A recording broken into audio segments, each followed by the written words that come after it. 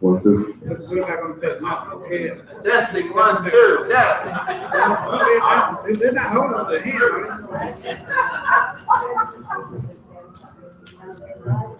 They're talking to them. Test 1, 2. Test 1, 2. Do they have to hold it in their hand? Yeah, you hold this part. They do need to hold that in their hand. Okay, so they have to pick mic up. What about you? You explain to them what you put. Hello.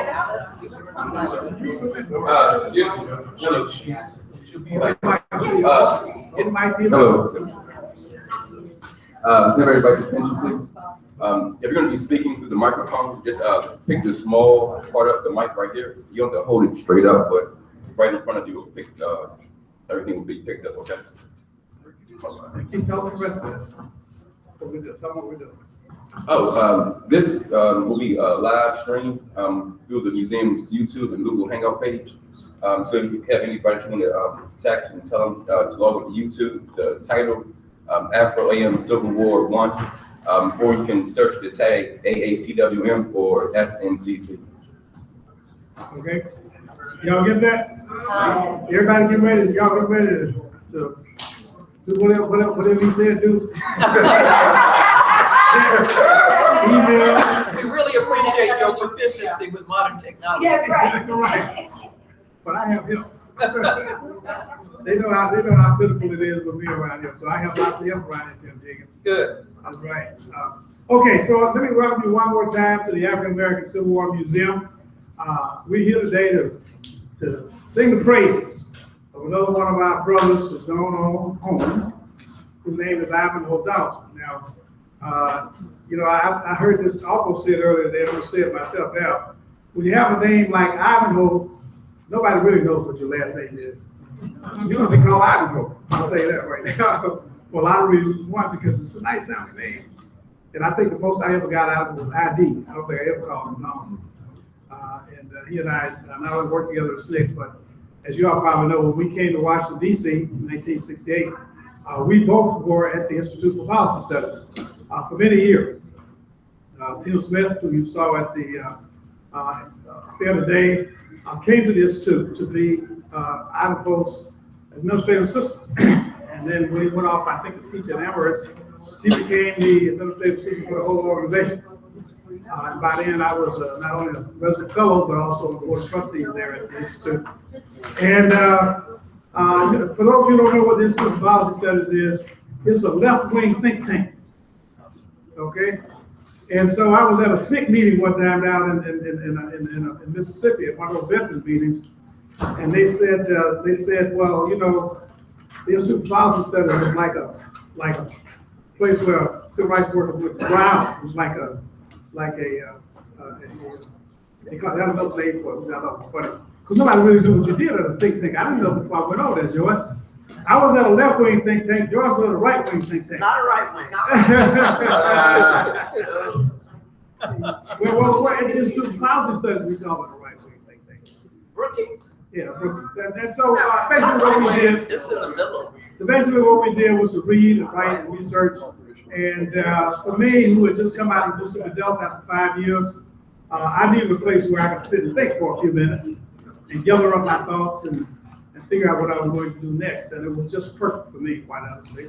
I was there for 10 years before I finally decided to run for office. Ivanhoe was there with me, with colleagues at the time. We both ran these institutes together and seminars.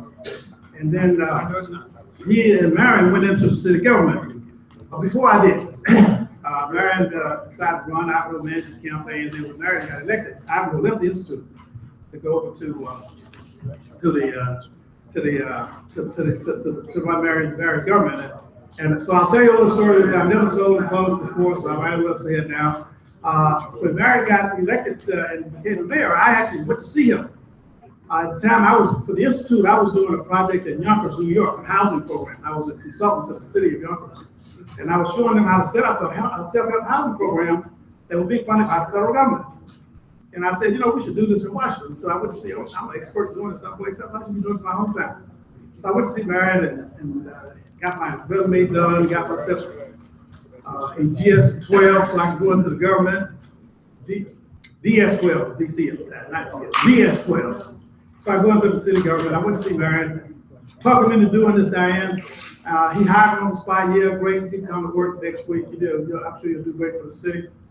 And before I got home, he had called my house. He left me a message, said, you need to call me urgently. I forgot one thing, Coleman.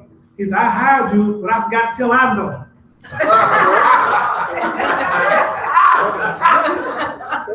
And then he said to me, I said, well, you talk to Ivanhoe. He said, no, you got to call. So Judy, I said to my wife, Jean, at the time, I told Jean, I said, you know what? I don't mind working for Marion, but I ain't working for Ivanhoe. I got a job already. I'm not going to get ready to go down there and get fired by Ivanhoe.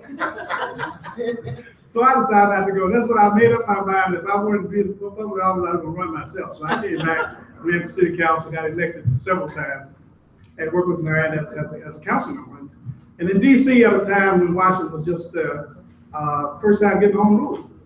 And we came here, Ivanhoe, myself, a whole bunch of sneak people. There's more sneak people in DC than any other place in the country, except for in Mississippi. And most of them lived in Ward 1. And we came here at a time when Washington, D.C., people here didn't have a right to vote. It was like Mississippi Delta. It's hard for people to believe that. People in Washington, D.C. today do not get the right to vote for a congressman or a senator or a governor. Today. The people in D.C. didn't have, they couldn't even vote for school board and for city council. We couldn't vote for president. Couldn't even vote for president. I forgot about that part. So we worked here to get this place organized, and frankly, quite honestly, this is my view of things. I've said it many times before. Many of us left the Mississippi Delta to come to Washington because this was probably the next place we could find with a big black population. But it was 76% black, just like the Mississippi Delta. They couldn't vote, just like the Mississippi Delta. And the only difference was that you could go out and register people to vote up here without getting shot at, get your house burned down. So the closer we could come to the Delta without Ku Klux Klan. So many of us settled here and then used our organizing skills to get elected to office and organize other people here in the DC. And not only get in there, but you heard the story today about Ivanhoe's role in chartering these pioneering programs here in Washington that also got presented in other cities. He not only managed this mayor's campaign here, he managed in other cities. He was a consultant for the government. People sought him out from around the country.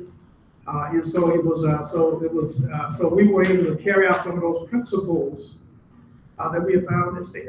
When I was talking about doing a housing program here in DC, I did a self-help housing program in the Mississippi Delta. And somebody sent me something that I wrote back in 1964, 63, before I left Mississippi, about building a brick factory to teach people how to build their own houses. I tried to do that in Mississippi. And before I left, I organized a self-help housing program called Strike City in Greenville, Mississippi. So organizing around housing in DC with rent control and homesteading and things like that were things skills that I had learned in the Senate that I could now find a way to implement in the government. And DC built one of the largest black middle classes in the country. So we said goodbye to Marion Barry from the stage, and we'll say goodbye to Ivanhoe today from the same stage. two buddies who belong together. And and you heard these stories about him all day long, and you heard my story about it. So here's what we're going to do now. We're going to allow all of the people in this room from SNCC who knew Ivanhoe to tell us your Ivanhoe story in 2 minutes. Now you got more than 2 minutes to tell, I know that, right? Everybody got more than 2 minutes. But you're only gonna get 2 minutes a day. So save some of it. Don't tell it all today. Save some of it. And you can tell us later. After we have another glass of wine, you have another glass of wine. You can tell some of it to us at 5, okay? Don't say it all. Don't tell us. So we're going to ask you to line up right in front of that podium. See that podium right there? Where my uniformed guy standing right there? There's a podium. It's right there in front of you. And there's a microphone right on there that Ed told you how to hold up. There's a camera facing you, me from out there, and one facing you from this way. And this is being podcast. So send, all of us got children, grandchildren that are not here. Send it to them right now. Tell them to watch you on the screen, okay? Or you can tell your Ivanhoe story. So I just told mine I stayed within 2 minutes, and that means you got to stay within 2 minutes too, okay? And then when we finish this part of the program, you're going to hear some more music from the Freedom Singers who are going to sing, and then we're going to eat again, okay? Right. So 2 minutes, all right? So who wants to be first? Let me have first 3 hands. Raise your hand. 1, Bob Zelma. Oh my God, not first. No. Well, they told me to make Bob Zelma laugh. He and I had a little problem out of Mississippi about trying to stay within 2 minutes. Today, he's in Washington now, so he'll be right. Okay, somebody, let's get somebody. Chuck, why don't you do me first? Since you got to sing. Chuck Neblett, the Freedom Singers, y'all heard him sing all day long. Chuck, y'all walk back there with the podium is. I'll take my wine. Yes, take your wine. All right, you can take it. Well, you're going to have to do that.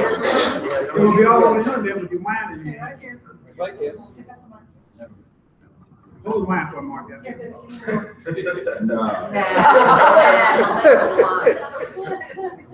My Ivanhoe story. So introduce yourself first. My name is Tell us Charles. where you work at SNCC. I worked in Carroll, Illinois. I worked in Missouri, and worked in Mississippi with SNCC. And I sang with the Freedom Singers. The original group, I think it's the 3 of us left, which is Luther Harris, Bernice Johnson, Reagan, and myself. And when we organized the Freedom Singers, taken from song leaders throughout the South, we had a lot of song leaders, and they needed a group to take the message of the movement throughout the North, to raise money and to organize support groups. Now, we all came to Atlanta. We rehearsed for 3 or 4 days. We all kind of knew the songs, but we all sang them differently. So we had to rehearse for a while. And the first person who drove us on that first tour was Ivanhoe. And I got to know Ivanhoe pretty good, but he was kind of hard to get to know in those days. And he was always seemed to be nervous to me and ready to go from one place to the other. He's ready to get things done. He just had that kind of energy that he had to keep going and get things done. And after that first tour, I don't think he wanted to drive with us anymore. And due to the fact that it was Cordell, myself, and Cordell and myself. But Ivanhoe, he was the one who took us around and drove us, and he wouldn't let us drive. He wanted to do all the driving. I think he just loved to drive. Yes. Yeah. He just loved to drive, and he did all the driving. And after that first tour, I think he went on to bigger and better things. Thank you. All right, thank you, Chuck. Bob Zeller. Corey, you'll be next. Okay, I'm Bob Zellner, and so I joined SNCC in 1961. I thought it was a going affair, but I realized later on that was the beginning of the staff. And we always thought that SNCC was way ahead of us. And but anyway, I was with SNCC from 61 to 66 or 67 when we started the GROW project, grassroots organizing work, organizing white folks, which I am white. Or was. And so anyway, we organized to teach out white people. I'm still organizing white people and black people in North Carolina now with Reverend Barber and the Moral Mondays movement. We just had 1,000 people sitting in at the legislature, 5 groups of 200, well-trained in some of this obedience, and nobody in the country is hearing about it. You don't know what's happening in North Carolina except the bathroom issue. There's other things. My Ivanhoe story is this. Yes, I agree. Ivanhoe was a little bit difficult to know in the beginning. We worked together very closely, and I remember I'm going to tell the good, the bad, and the ugly about Ivanhoe because we tell the truth. In Danville, Virginia, which is also unknown in the movement, the most bloody campaign in the SNCC analog, Ivanhoe was running our nonviolent workshops. He was very good at that. But he was also very nervous. And he was a man from the streets in some ways. We also had people down from the north, and one of them was from Brandeis University. And he had a bad habit of getting in jail. And every time he got in jail, I'd have to get in jail because he was white and he needed some help in jail. So I would go to jail with him. And one time we had just gotten out of jail, and Danny Foss was the student from the north, and Danny Foss had glass bottom glasses, and he had detached retinas. And the police were beating him all the time, so he didn't need to get beaten anymore. But we were in a nonviolent workshop, and Ivanhoe got really pissed off with him, which was easy to do, and Ivanhoe slugged him. Now, I think it was part of the nonviolent workshop, but anyway. I assured Ivanhoe that when I was in college, I was a martial arts instructor, and he was tough, but I believe I could whip him, and if he ever touched Danny Foss again with those bad eyes, I would whip him within an inch of his life. So anyway, that was part of our experience in Danville. It was so tense that we were all charged with the John Brown statute. And a whole bunch of us, including foremen and so forth, were charged under the John Brown statute. And they wanted to hang us like John Brown because we were inciting the black population to acts of war and violence against the white population in Danville, Virginia. An unknown story, so check it out. Ivanhoe was a hero, and he was a brother of mine. Amen. All right. Thank you, Bob Dunn. Okay, my name is Cortland Cox. I joined SNCC in 1960-61 and left about 1967. My Ivanhoe story really centers not at SNCC, but around the election of Marion Barry. Marion was one of 3 people running for mayor. The incumbent mayor, Walter Washington, the chair of the city council, Sterling Tucker, and Marion. He was considered then the young insurgent. At some point during the tense election period, there was an attempt to coalesce around Sterling Tucker and to bring a number of people to bring him to support Sterling Tucker and to move Marion out because people thought that Walter Washington could not win. So at 4:30 a.m. in the morning, my phone rings, and Ivanhoe says, "Did I wake you up?" I said, "Yeah." And then he proceeded to go on for the next hour to tell me that I had to work with him to think through what the strategy would be to deal with this issue.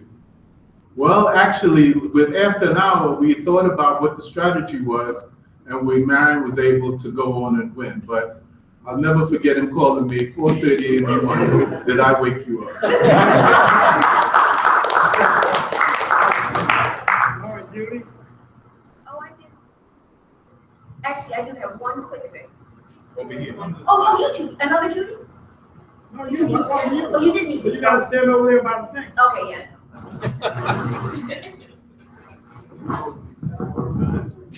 All right, yeah, you gotta stay there. Judy Richardson. Yeah. Okay, this is Judy Richardson, worked at SNCC staff, 63 to 66. A number of places. The old, Give me a static. I'm trying to think what I am. Okay. I'll stay right here. I think you're okay. Okay. You can move it up. Okay. Okay, so, very quick Ivanhoe story. Ivanhoe really could, it's like Corwin said, he could just pull you into the stuff that he thought you might be. Don't do that. No, I think it's somewhere else. I don't. Oh, it's not here? Yeah, okay. So he could pull you into things. And so he pulled me into the Gary Black Political Convention. And let's not forget that in 1972, he was major as an organizer in that. And that was pulling together a lot of the, old line Black Democrats from Detroit, the Detroit machine, the New York machine. And then the nationalists, Baraka was coming in with, he is the sun, he is the moon. And a number of things were happening at that time, but it was a lot of forces coming together at the Gary Black Political Convention. But that's not the story. The story is that he also got me working for Marion's campaign, right? And when we're in the office and we're all listening to the radio reports, and it really seems like Marion's gonna win. Now, it just did not occur to me that Marion could win, right? So I go into Ivanhoe's office, he's campaign manager. No, I think Marion's gonna win. And he looked at me and said, well, of course, Richardson, what did you think? And I said, but no SNCC person has ever been the mayor of a major American city. He said, well, of course, we wouldn't have gotten into it if we didn't think he could win, which is the thing that was, yes, you, Diane, was saying. So that's the short story. Yeah, we need some technical support. Got a little.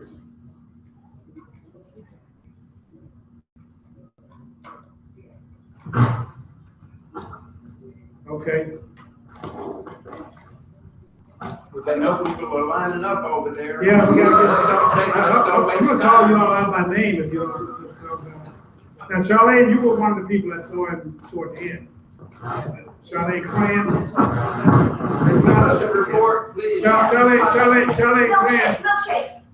Charlene Crans, let me say, Charlene Crans was the baby of the civil rights movement. She was probably in ninth grade with Juanita Emerson. She might have been the last one standing. She might have been younger than Juanita when she's doing that. I don't know. You and Juanita, y'all competed with the babies. Y'all weren't old enough, I know that. So you were freedom fighters. Been like that all the time. Old enough to go to jail around your parents. My name's Charlotte Krantz, and I'm a Washingtonian. And I first met a lot of these people when I was in high school and somehow got involved in the NAG activities at Howard. The first time I walked into the DC SNCC office, Mike Thelwell, Mike Thelwell was the head of the DC SNCC office, and I was a high school student. I had just turned 16, got my driver's license. And I walked in, and it was the dead of winter, and it was the winter that the SNCC offices all across America were collecting canned goods and winter clothing to send to the Mississippi Delta. So when I walked into the DC SNCC office, there was a mountain, and I mean like a mountain of winter coats and a mountain of canned goods stacked up all over the DC office. I introduced myself to Michael, and I said, I'm here to volunteer. What would you like me to do? He points at the mountain and he says, organize that. So that's what I did. Every time I went to the DC SNCC office, I organized that, and eventually they got trucks, and we loaded stuff on the trucks, and it went down to the Mississippi Delta. So that's what was my first volunteer work. And I remember hearing about this student from Michigan State University who was driving trucks of goods like that from Michigan and all across the north to the Mississippi Delta. So that's the first time I'd heard of Ivanhoe. I actually met him the first time in the summer of 1964 in Atlantic City at the Gem Hotel, which was the headquarters of the MFDP in Atlantic City. So I got actually face-to-face to meet him then. So I've known him more than 50 years. So let's fast forward to the last year. Ivanhoe and I ended up living 4 blocks from each other here in Northwest Washington. And I had retired, and then he got sick. And I said to him, you know, I'm right down the block. I'm around during the day. I'm driving. Whatever, if you need anything, call me and I can run errands for you or whatever. So over the space of the last year, he did. He'd call and ask me to go get groceries, or he'd call and ask me to pick up a prescription, or to drive him to a doctor's visit, or to drive him to the Z-Burger for his beloved chocolate milkshake and rice bowl. We went to the Z-Burger so many times that the last couple of times he didn't get out of the car. But I would go in and I would point to the car, and the guys behind the counter would all wave at him. They knew who it was, and they made up the order. I didn't even have to say the order. So I was very glad that I was around and was able to do that for him these past 12 or so months. Thank you. Thank you.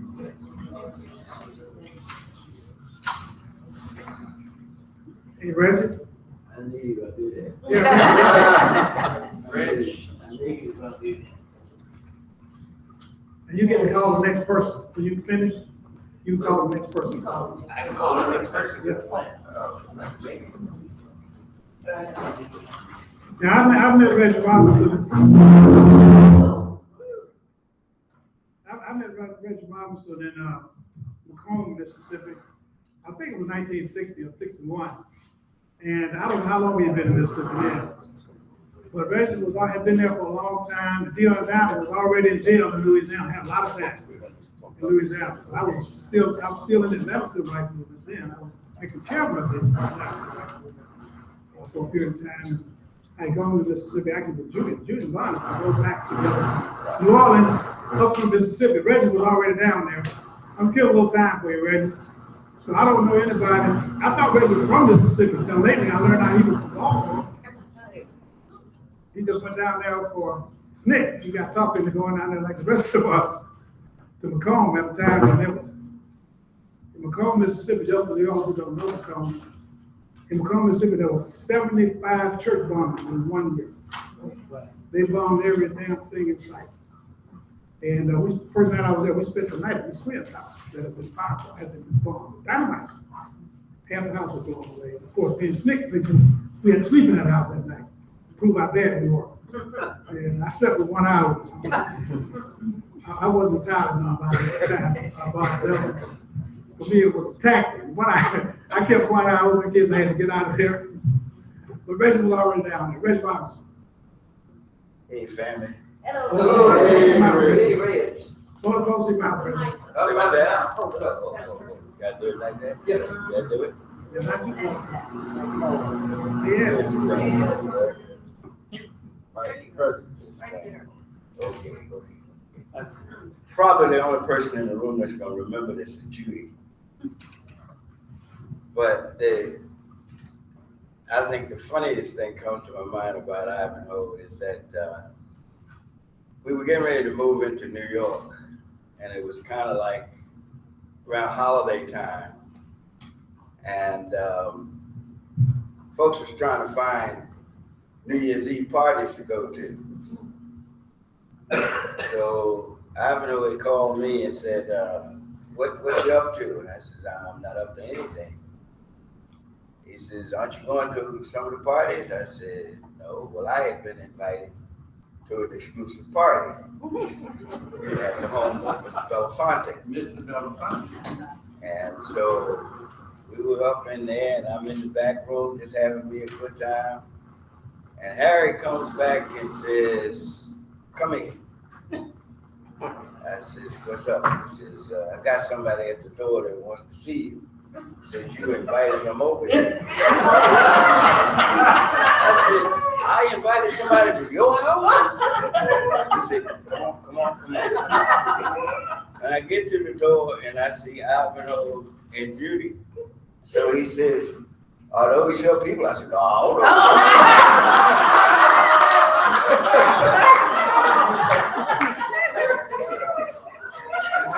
Harry immediately closed, and everybody knows the relationship of Harry and the Hoe, because that's how he got to be the Hoe, because Harry called him the Hoe. But Harry closed the door and says, I'm sorry, I don't know y'all. And we went on back and had a good time that day.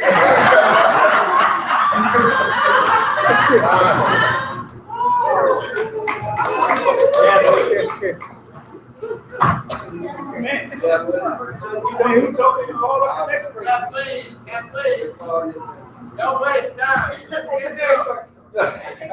And you get to call up the next person. Yeah, you get to call, yeah, Kathleen. Yeah. I know you would. Neither would I. All right, Kathleen, then you get to call the next person.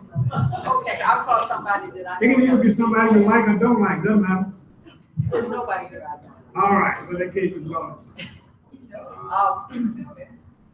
I'm from Tuskegee, and Tuskegee was a site in Alabama where there was a lot of SNCC activity that involved, among other people, someone named Ernest Stevens, whose mother I Step knew. back a little bit. Step back one step. Take one step back. Right. I knew Ernest Stevens from Tuskegee. He and I started dating right before I went to college in New York, so it must have been 66 or 65, I can't remember. I met through him George Ware, who was a mentor and a very, very amazing person, and became my closest, what do you call it?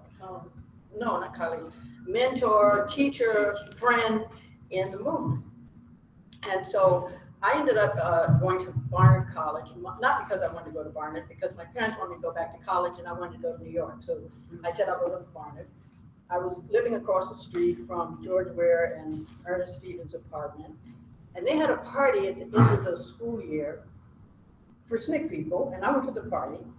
And I met somebody who was out.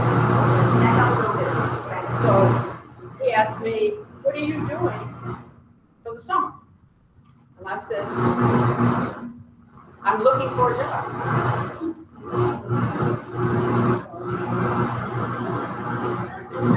Yeah, we're trying to. And he said, well, I'm looking for a secretary. Why don't you come down to the SNCC office? And he wrote down on a piece of paper the address. And I was somebody who'd been wanting to go into SNCC for 5 years. I'd watched all the demonstrations. I'd been in high school. I could never go there. And I was like, oh my God, go to the SNCC office. So I went to the SNCC office. He hired me to be the secretary. And I sat right in front of the New York office and met everybody, et cetera, et cetera. I didn't know then that Ivanhoe and Ernest Stevens had been at Michigan State together, and I don't know whether they really liked each other. But, so I did everything I was supposed to do. And at one point, Ivanhoe told me that I think I said I wanted to go to Boston for the 4th of July weekend. And he knew who I was going with. He said, you can't go. So I told Ernest, and he said, I'm going anyway. So I went, came back, he said, you're fired. And George said, I'm going to, because Sammy Young was murdered, George Ware decided, because Sammy had been so powerful in the Tuskegee movement, and George had been essentially the head of TILE, Tuskegee Student Advancement League, that he felt responsible when Sammy Young was murdered. He felt somehow or other he had something to do with that. And here he was, a big-time chemist in New Jersey. He said, I can't stay. I'm going back to Atlanta. I'm going to go back to school, go back to the campus travel program. And he said, Kathleen, I want you to come with me and be my secretary. So we had gone off somewhere for this holiday, came back, and I told me, you're fired. That's okay, because I went to Atlanta with George.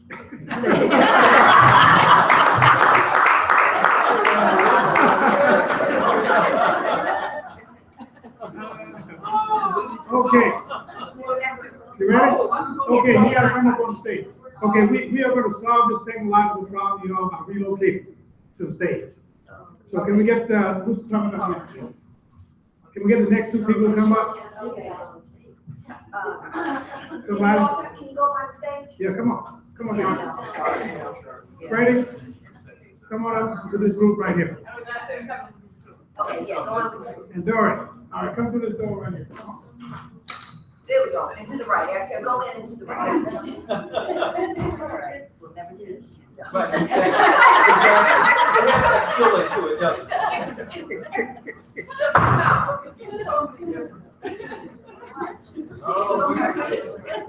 I've never told anybody that story ever.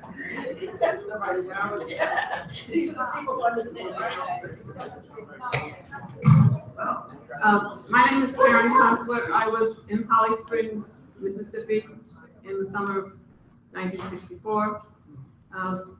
I'd been in Mississippi before. I was a student at Tougaloo Southern Christian College in 62, 63, where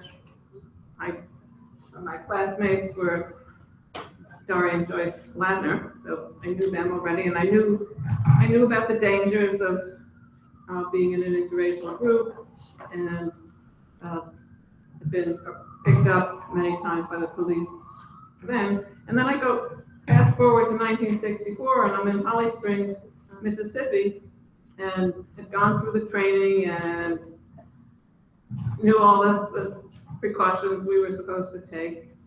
And then I get this assignment from, I think from Ivanhoe, to go walk downtown in Holly Springs and go to the Western Union office. Well, the Western Union office, because I don't know who was wiring us money, but somebody was wiring us some money. The Western Union office was in the back of a store where white brides, white engaged young women, would pick out their plates and their silverware and their dishes. So you walk in, and there were all these lovely tables set up. And I walk in my jeans and my coveralls and my snick button and go to the back where the little booth for the Western Union place was, and get the money and walk back to the snick house. And at some point I was talking with someone, and I said, you know, it's a little creepy there. Everyone was staring at me and sneering at me, and maybe I shouldn't go alone. Maybe some guy should accompany me, you know, forgetting all the rules. Yes. And Ivanhoe said to me, look, you go down there, people stare at you. I go down there with you, we'll get killed. And that was like the first or second week. And he had our safety first. He was so careful about how we traveled, where we went in interracial groups. And one incident I remember, we were going to a mass meeting at church in a little town, and Ivanhoe was driving, of course, and I was on the floor of the back seat because they didn't want anyone looking in the windows to see an interracial group. And we got stopped. And I'm lying there like, in a panic, and Ivanhoe, thinking always of safety, jumped out of the car. So the sheriff or whoever he was who stopped us would not look into the car. And I don't know how he talked this guy out of taking us downtown, because they did that. It didn't matter whether you were driving the speed limit or whatever, as everybody knows.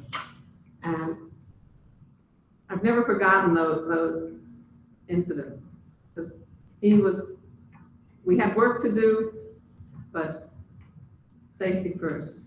And I saw Ivanhoe many times over the years, and you know, there was a lot of talk about him being an intellectual and being so well read, and I think the only person I know, and this is bragging a little bit, the only person I know who could compete with him is my husband in terms of knowledge of everything. And you know, I have wonderful memories of Ivanhoe, and this is a a sad day, but I'm so glad we're all here to celebrate his life.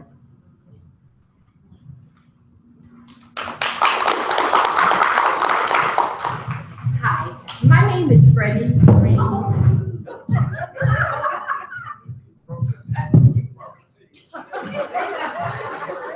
My name is Freddie Green Biddle. I grew up in Greenwood, Mississippi. During the winter of 62-63, Mississippi discontinued all the food subsidies that they were giving to people who were in need. And this was as a result of all the movement work that was really going on. And the discontinuing of food subsidies to people caused SNCC to then raise food, to get food donated from northern cities and all. Ivanhoe drove one of the food trucks down to Clarksdale, Mississippi, which is also in the Delta. And we were all concerned because my senior year in high school, and Ivanhoe and the other student had been arrested, and they had been accused for bringing down illegal drugs into the state of Mississippi. They stayed in jail for a period of a couple of weeks. And then afterwards, Ivanhoe came down to a church rally, a mess meeting, as we call them, to my church, to Wesley, and we had this big open house for Ivanhoe and the other students. It was a very heartfelt, warm reception. We were all very, very glad to see him and very glad for all the things. That was my first meeting of Ivanhoe, and I liked him initially, and we became friends. I definitely feel that he was a warm-hearted, a very giving, and a very sharing person. Thank you. And this is a very sad day, but I'm glad that he's had a good life and he's contributed so much to so many of us.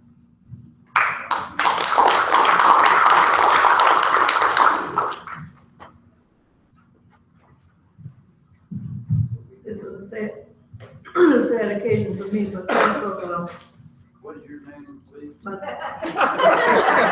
thank you, Reverend Bob. My name is Dorian Latner. I was born and raised in Hattiesburg, Mississippi. Joined SNCC in 1962. I met Ivanhoe in Atlanta, August of 1962. He drove a group of us up to Highlander. Curtis Hayes, Hollis Watkins, Sam Block. Ruth, I think I've seen you in the photographs. I don't know, SNCC people there, Charles Jones and others, I've seen the photographs, but in Highlander. And while this young man was driving this truck that I didn't feel he could control, I couldn't drive it off. The truck was very large, and as we were climbing up the mountains, he was sometimes appeared to lose control of the truck, but he kept going, and I was frightened to death. But he mastered it and got us up the hill. And always after then, he had this very special kinship with him. The other thing I must say is that I truly love his combative spirit. I have one.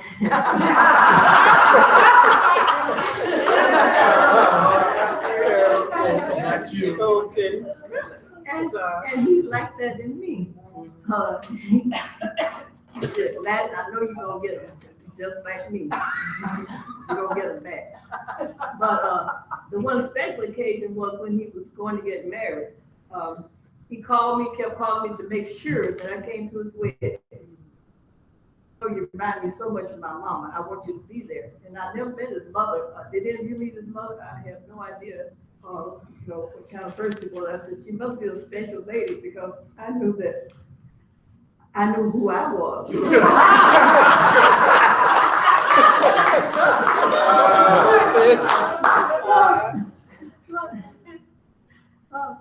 I said, oh my God.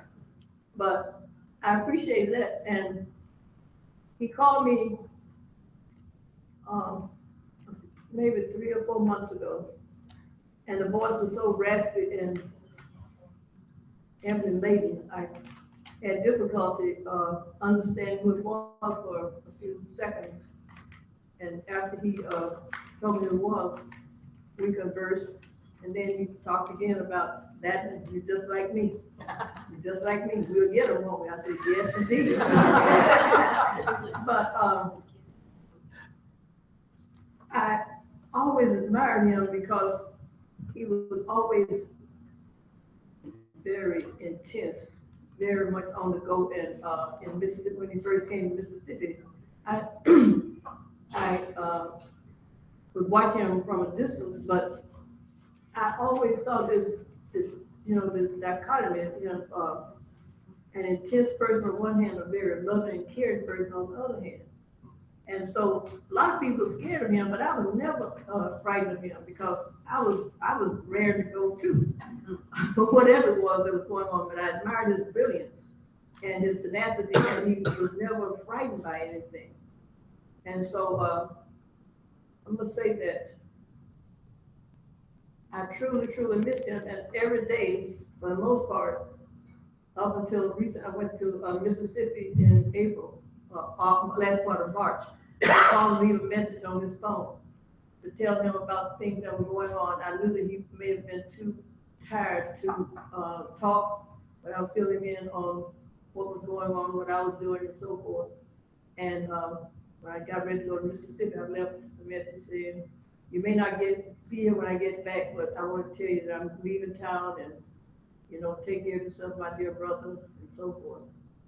And while I was there in Jackson, I did get the word that he had expired, which pained me tremendously. And I called here and told that he had passed. But Latin, you're just like me.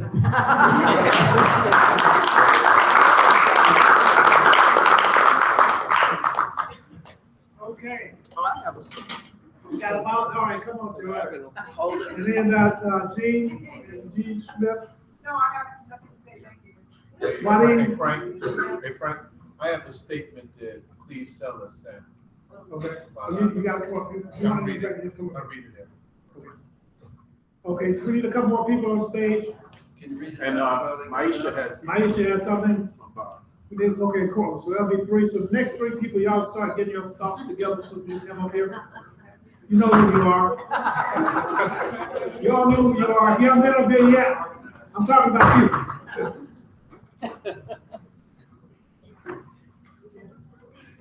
I said earlier today that Ivanhoe is someone who was always a step ahead of us concerning it wasn't a photograph we took at Huddle House when we were sitting in.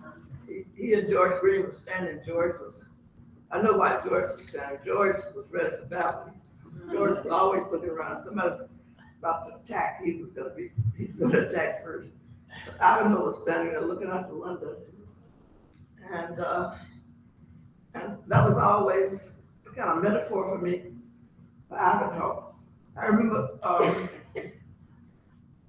after the Freedom Democratic Party convention was over in Jackson, there was a convoy of cars, maybe about 4 cars of us, people and other people, riding to Atlantic City. And was anybody in any of those cars? Judy was in. And I was driving one of the cars. Cleve was driving one. Do you remember who was driving the others? Stokely comes to mind. George Green was always a good driver. Yeah, I don't know if he was driving, yeah. Anyway, they had these walkie-talkies, and if there was a cop car coming, I was saying, "Hey man, slow down, here they come." And then it was exciting. I was so excited, especially when they were talking to each other. And we stopped at Cleve's parents' house in South Carolina. And we had showered, changed clothes, and his mother made some wonderful food for us. And then we got back in the cars and went on to Atlantic City. Ivanhoe always took charge of situations. When I said earlier today that he was a good driver, and I said it because, in SNCC, you really, really had to be a good driver if you were going to go into dangerous situations. because you had to map your way not only in but out. And when Karen Cussler just talked about putting her on the floor, I used to carry a black scarf in my pocket.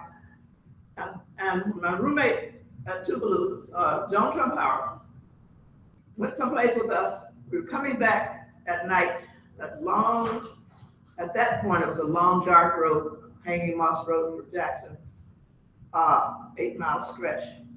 I always put a scarf on her head, and cars were coming, I pushed her on the floor. And she would protest, and I said, but you're not gonna get us killed. She said, I'll tell them off. I said, not in my lifetime. I always tell Joan about that now. She said, yeah, she was combative. But he was, the last time I saw Ivanhoe was when Charlie's book was published. And there was a book party at, come on, tell me the name of the place. The street. No. Busboard Poets. Yeah, and he was, I had just bought a copy of the book, and he was about to buy one. I said, I'll stand on that to get it for you. He said, no. And he was very, very weak at the time, and I gave him a hug. And I was so happy to see him out, because I knew how ill he was. And I wanted to go to see him in the hospital, and Judy said, asked me, have you called him? I said, no. She said, I don't think you should go. And of course, with his Idaho's protocol, he didn't want people to see him there, unless he invited you or whatever. But he was truly one extraordinary person. I remember when I just got back from Tanzania, and I was here in D.C., and I was telling him about going to Tanzania, and he said, I was at his apartment, there was a group of us there for some reason. He said, I got all the books on the continent. And I said, I know you always have to have more than anybody else, don't you? And he said, but I do. And he was quite well read on the continent of Africa. But he and I had a lot of mental tumbles back and forth because, he was not going to be outdone. And he'd come right back at you, and I came back at him. But he was very, very special.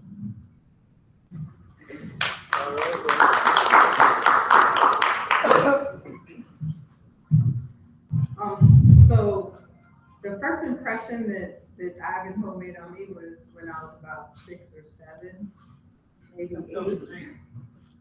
Oh, my name is Maisha Moses. And Bob and Janet Moses are my parents. So I was born in Tanzania, and when we came to America, we were living in Cambridge, Peabody Terrace, and Smith folks used to come through our house. And the one thing that I knew, and this somehow made an impression on me at that age, was that Ivanhoe and Judy Richardson had a very special relationship, a very special friendship. And that's what I knew about Ivanhoe that's all I knew about him for my childhood and growing up, in addition to the SNCC stories. And then later, and more recently, Ivanhoe got interested in YPP, and he and I would have conversations about YPP. And he spent a lot of time fussing at me and asking me, did I do this, and did I do that? And I didn't fully understand that or appreciate that until today, hearing the stories today. But the reason I got up here is because my dad asked me to share something, and so I'd like to do that. So he says, hi, Maisha, if they invite people to say a few words for Ivanhoe, would you say these words for me? They are a take on Odetta's gift of heaven. Ivanhoe, gift of heaven, oh, how you please me. Ivanhoe, gift of heaven, oh, how you please me. We don't know where you come from. We don't know who you are. We don't know why you come to be with we. Long years, long years. Oh, how you pleased me. Many years, wondering how and why, and if there was anyone here for we. No longer are we empty. No longer are we lost. You have found you complete we. Ivanhoe. Oh, how you please we.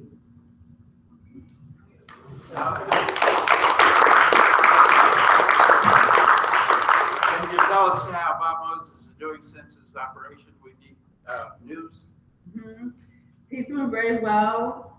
He's in Florida, and he came through the surgery with flying colors. And it takes 12 weeks for the sternum to heal, and so he wanted to spend that time in Florida. So his heart, he feels much better in terms of that part of his health. He was scheduled to have hip replacement surgery on March 3rd, but of course he couldn't because he had just had the heart operation. So now he has to prepare for that. And so his walking takes a lot of effort, but he'll have the hip surgery at some point this year, and then he'll be in really good shape. It's good to have the doctor in the family. Right, yeah. Thank you. All right.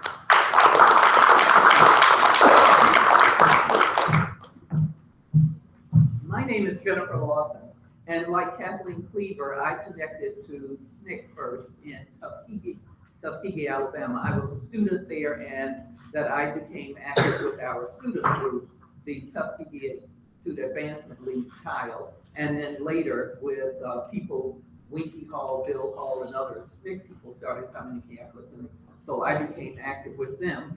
And then eventually I left Tuskegee to work full-time with SNCC. And then I worked in Lowndes County, and in Lowndes County, Lowndes County, Wilcox County, Macon County, those were some of the first places that I worked. And in doing so, I worked with the Lowndes County Freedom Organization. The shack that we worked in and lived in was then often populated by Ivanhoe, Cortland, Charlie, Ralph Featherstone, Bob Nance, and a number of people. And what I treasured so much and always treasured about Ivanhoe was his brain. I treasured Ivanhoe's mind. And what I loved were the conversations, the discussions that Judy Richardson, what at the national meetings we would end up having. And that I just thought that Ivanhoe, like Cortland and Charlie and others, were just so very thoughtful. And it was really that I felt that when we thought through strategies, when we were thinking of what we would do next, that he was in one of the people who was really contributing in a meaningful way to make sure that we thought that through very carefully. And so some people might say we were all arguing. I don't think so. It was really rich intellectual debate. The last one that we had was interesting, and it was always spiced with Ivanhoe, was always spiced with good humor. Coming back from one of the Duke project meetings, and that Ivanhoe and Cortland and in the car, and then Ivanhoe just talking away about, and this was a few years ago, and it was a conversation again that reminded me of what I love so much about Ivanhoe. On a personal note, I was living in New York when Ivanhoe got married, when Ivanhoe and Winnie got married. And Ivanhoe kept calling me to say, "You are coming to the wedding, aren't you?" And I said, yes, I am coming. "You are coming to the wedding, aren't you?" I said, "Yes." And he says, "Well, could you stop by this jewelry store?" And because if you bring the ring, then I don't have to go to New York to get the ring. So I was responsible for it, and he was eager to make sure that I did arrive and that I greeted her. And so I was bringing the ring that he and Winnie used when they got married. Thank you.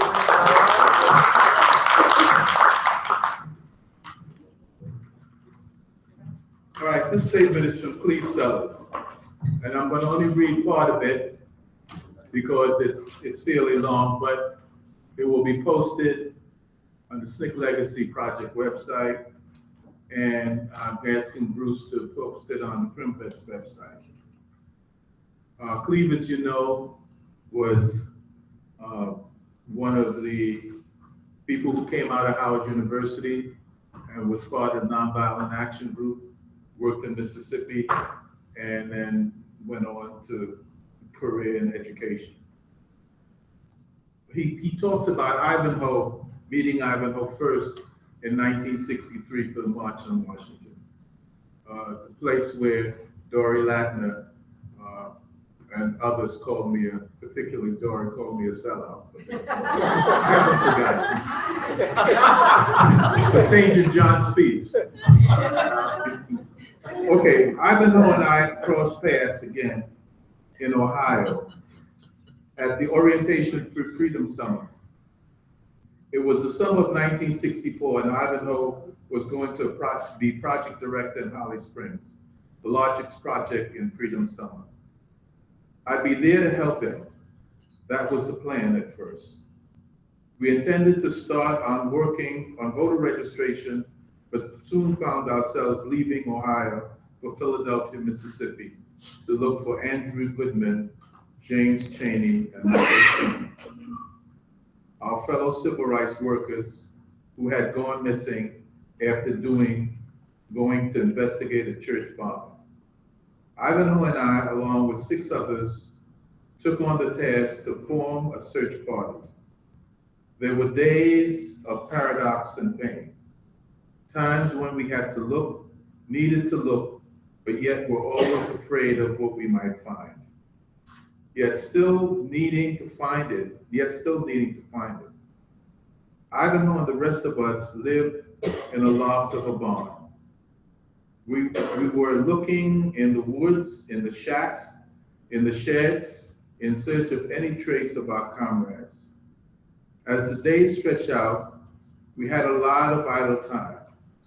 It was during those times that Ivanhoe took the time to talk to me about the movement. He put things into context in a way I haven't forgotten. It was all bigger than us. We were putting our lives at risk. He was our spiritual leader, making sure we had what we had to do and had what we needed to do it. He reminded us that we couldn't wear a belt or anything shiny so as not to give ourselves away at night. He convinced us that we were doing the right things despite the fact that we should have been terrified. Under his leadership, we were motivated as a group to continue to block out any fear that might creep in from one side to the other. It was a time to see him at his best. He kept conversations going. There was a toughness about it, a courage that he insisted that we find within. He let us know that we were okay, that we made it through, that we were successful, but that we might mean to behave in a strict fashion to confront dark spaces and even death. We talked about what would happen if we find Chaney, Goodman, and Schwerner dead, and reminded us that if we did, then it would be a time to remember that we had what we need to come for, not to leave our fellow workers behind, to show even if we were killed, we would not be stopped. He led us that summer in ways that left us ready to go on and take over the state of Mississippi. The full message will be posted on SNCC Legacy and Primvest. Great.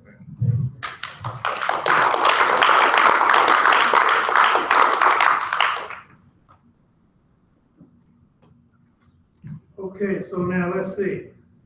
I was trying to make a list of people who haven't been up here yet, so let me try this. There are several of you all out there. Y'all know who you are. Kelly Garman, We'll call you out, Wadeen. Henderson. Wadeen. Henderson. Who else is out there that hasn't been up here? Finney? You can't, Finney? Are you coming up? You're not? If I had a whole mic, I'd bring it out there. Come on up. We got two of the three. We only got one of the freedom singers. We got three freedom singers, two more left, and the guitar player. Why don't y'all come on up? Jones, are you coming up here, Jones? No. Where you going? Where you going, Jones?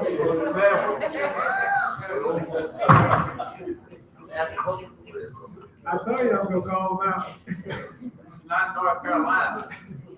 Okay, so y'all come on up. Here's Deion Diamond. He got here right on time.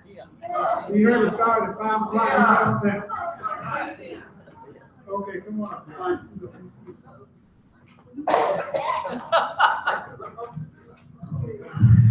Hi, I'm Julia Prettyman. I was known as Julie Prettyman Smith. I ran in New York office, which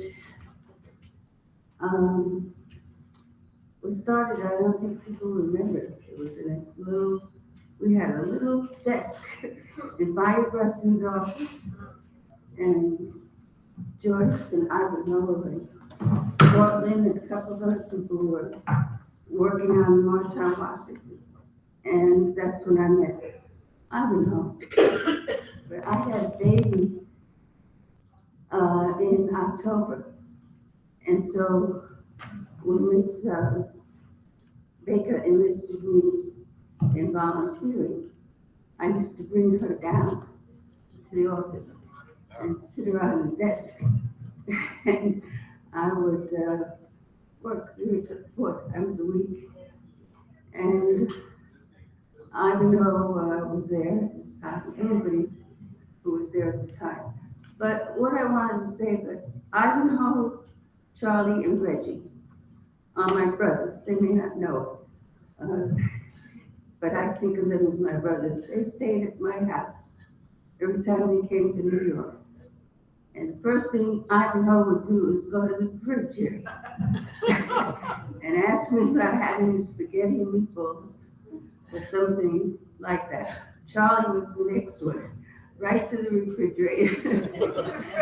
What are all these leftovers you have in here? I had 2 children at the time, so I always had to have food in the refrigerator. So they kicked my son out of the room. And one of the first things, and I was always in awe of them because of what everyone was doing, of course. And I got involved actually through Bob, Myosha, your father. And I started selling tickets to this concert for 3rd anniversary, I guess it was. This was in January 1963. Anyway,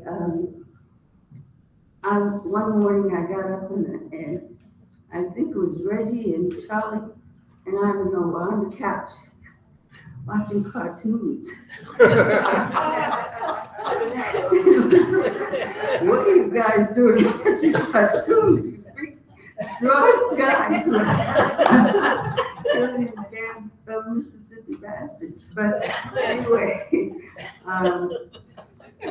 because I met Ivanhoe at the thing about Ivanhoe was he always was helpful, always doing something. I mean, the New York office was crazy. We were either moving someplace or mimeographing, you remember mimeographs? Or dealing with the press or some fundraising. Anyway, as we started getting more and more sophisticated. Oh, when I went to Martown, Washington, I came in at like 4 o'clock in the morning. And Ivanhoe was at Stokely's aunt's house. And took me in, made sure I slept and got some rest. And he was just always very kind to me. And that's what my story is. all the through, I guess about 2 years later, we gave this, what we call parlor meetings. We were becoming sophisticated. And we had Sidney Portier, and I think Bob was at that one. And Jim, of course, was there. And it was in this millionaire's, multi-millionaire's house. And it was really big. I think we made something like $64,000 in one day, which in the 60s was like a feat. And we went on to later raise more. But at that time, when we left, it was one of those New York downpours.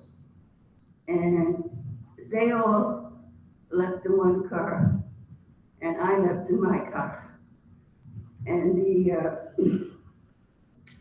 drove about 15 minutes, and it got so bad I stopped, pulled over to the side and stopped. I was sitting there waiting for it to slow down. And all of a sudden, it's knock at the window. It's Ivanhoe in the pouring rain. And he had been following me. And I said, what the heck are you doing? You're getting soaked. And he said, I wasn't going to let you go back by yourself without any of us knowing what happens. You have to keep you safe. And it was like me in New York. But that's the way it is. That's what the Snoop family people are all about. We love each other and do whatever. Thank you.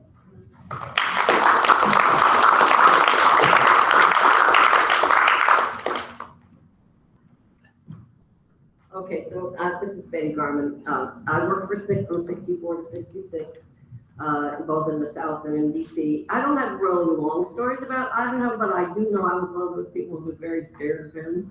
And I had come from Berkeley. I was a political science major, and I was working in the office, and I was the person who sent out all the Friends of SNCC letters that would say, we're realigning the Democratic Party, it's very important, we want you to raise money, that our future depends on this, etc. And he would come into the office, and I would be there with a mound of envelopes already stuffed, and then whatever the missile was that we were sending out that week, and he would say, why did you say this? Why did you say this? And I'm like, well, I don't know. I don't know. But and then, of course, I couldn't unpack all the envelopes and redo the mimeograph and just send out the perfect thing that I felt.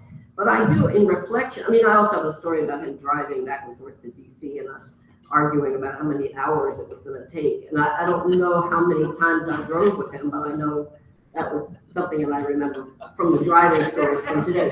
But the thing that I have to reflect on is that to the extent that I was a pretty quiet person in SNCC, I did a lot of work, but I was pretty quiet. I wasn't very strategic, but I did a lot of listening.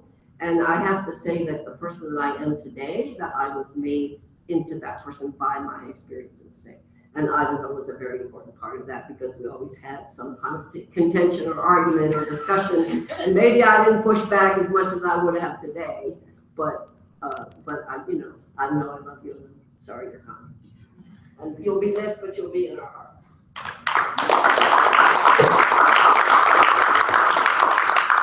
Okay, we're trying to wrap this thing up here, and I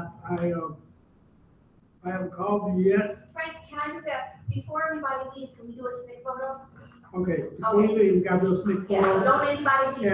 And we have also, let's see, now, there's anybody here who hasn't said anything and want to say something, and we are, I can't twist anybody else's arm. Dion, did you want to say something about Ivanhoe? Okay. Well, if you don't want to say anything else about Ivanhoe, let me just say once again, come on up. Come on back. Come on up. Oh, he said he didn't want to. I called his name out. But he had his hand up. I called his name out real loud. He said no. You know that? There's no shrinking violence in SNCC.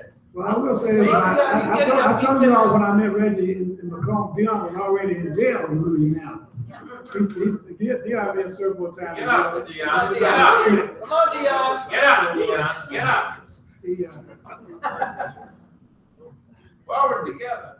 is your hand up back there? There's another hand up. Is that Shirley?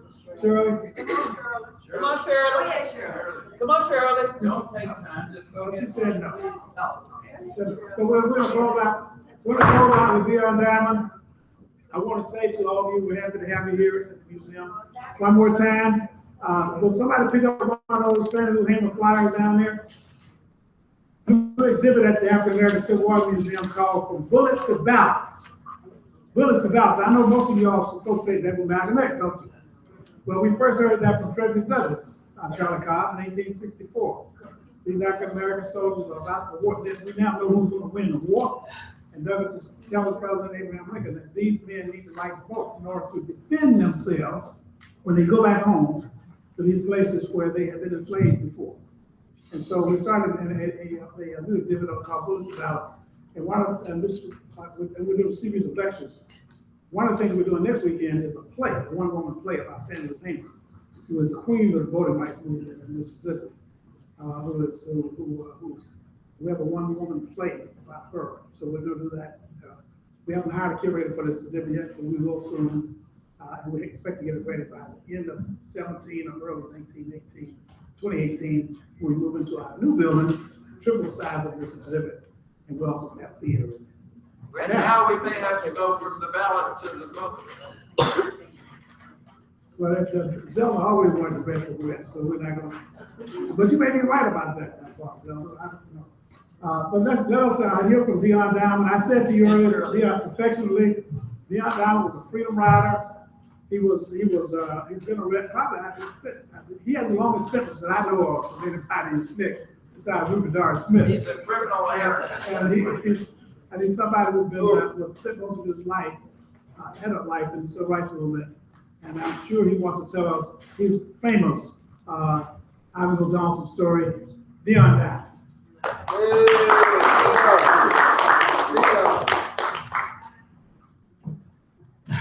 Good evening. Good evening. I was indeed reluctant to say anything because I have very little to say.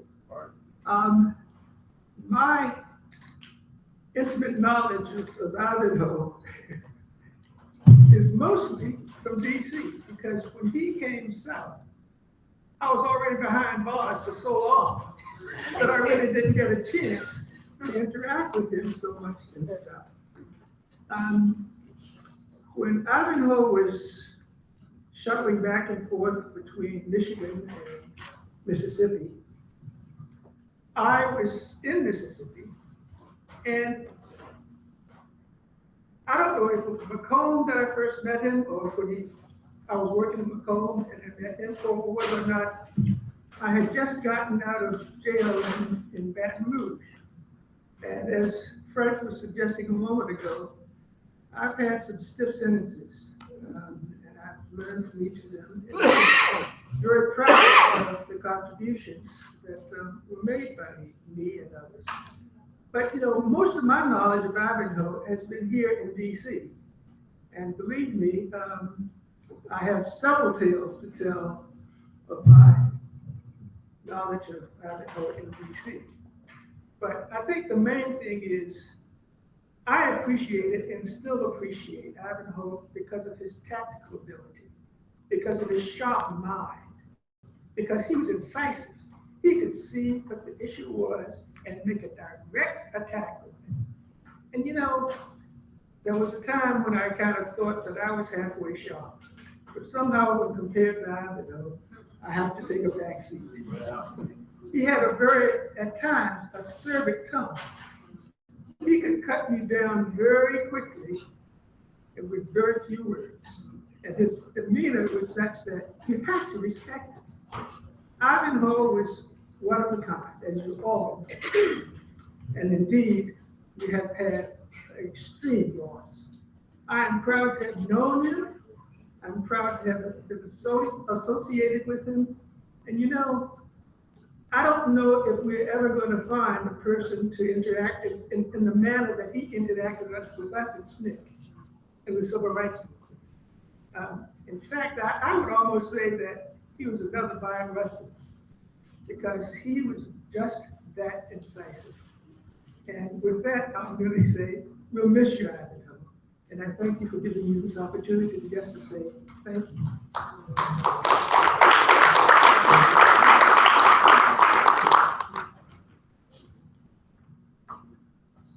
Hi. I'm Shirley Wright Cooks, and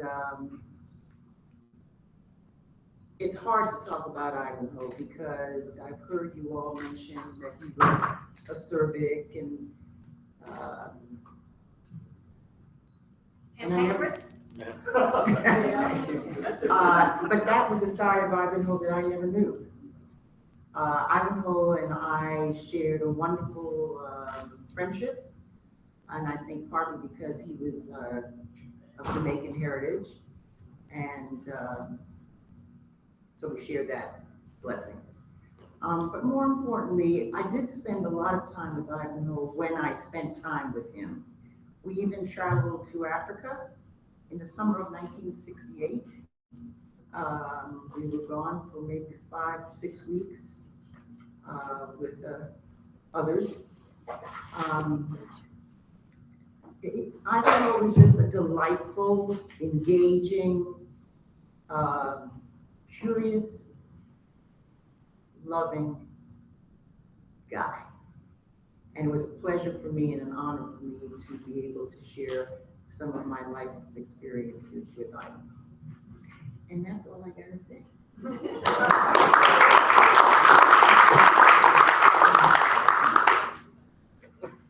Okay, if, as they say, if all hearts are clear, all minds are clear, and the hearts are pure, then we're going to call this to a close. We're going to say farewell to our good friend, Ivanhoe Johnson, and we'll remember the words of the poet. Lives of great men all remind us we can make our lives sublime. And departing leave behind us footprints on the sands of time. Footprints that perhaps another sailing through life's solemn lane, that some forlorn shipwrecked brother seeing shall take heart again. All right. And all that to all of us. May God bless him, and may God bless his memory. Thank you. Everybody jump. Come out front for the film, and then I smell the food burning in back, so we gotta hurry up. So photo first. You want us down here or up there? Easier to do it all, if we can scrunch up here. And I'm wondering. We sat on here before. Yeah. I'm thinking, can all SNCC people, SNCC staff people, come forward. People sitting out there instead of coming up here. Come on now. Come on.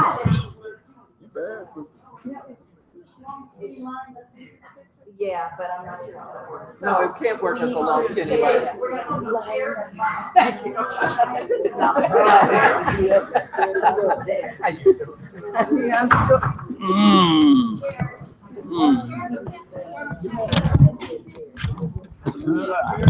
We're gonna have to do this. We'll see. Right here. Can I help you? Yeah. Oh, you don't have to do that. You don't have to do that. You know what I mean? Right here. Pull these out. Pull them out. Otherwise, you block up the screen. Right there. Hey, how you doing, son? Hey, how you doing? You sit down. You know, McDo would never go back to Louisiana ever. He never went. He said he hated to fly across Louisiana because the plane might You know, it's still funny. Yeah. Whenever I tell the story about this, you know, I didn't even know that you and Chuck were leaving. I know we never did get to see you, but we were there. Yeah. Yeah, I mean, I knew it obviously. Yeah. Oh, wait a minute.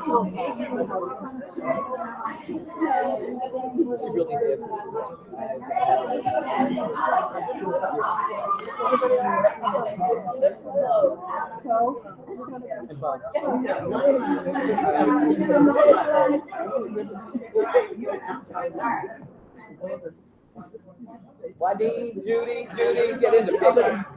These days. Guess what? Yes, everybody They in? can't see me anyway. So. Oh, Well, that's all right. Can we turn sides? Well, let the photographer tell us. Wait. Judy, the photographer said that we're fine. Come on, slide up. I'm blocking I you. can see. man. I can see.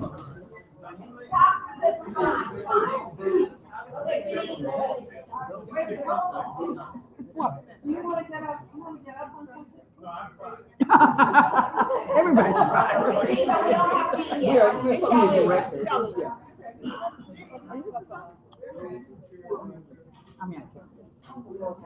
I do too. And I like my.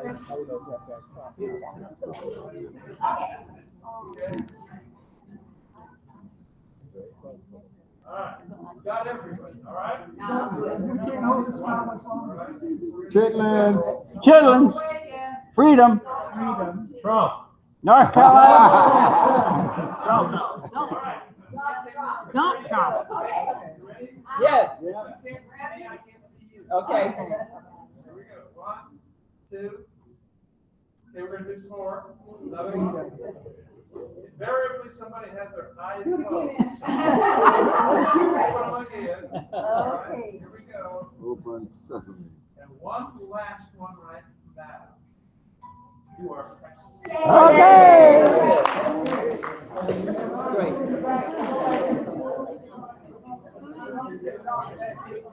We're the freedom singers. Freedom singers. Oh, you don't need to eat. You're entertainers. You don't eat.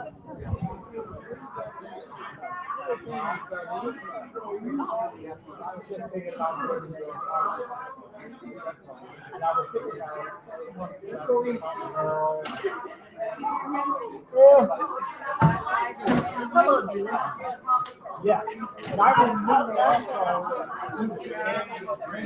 Everybody's mad as hell. That's my job here. I said, yeah.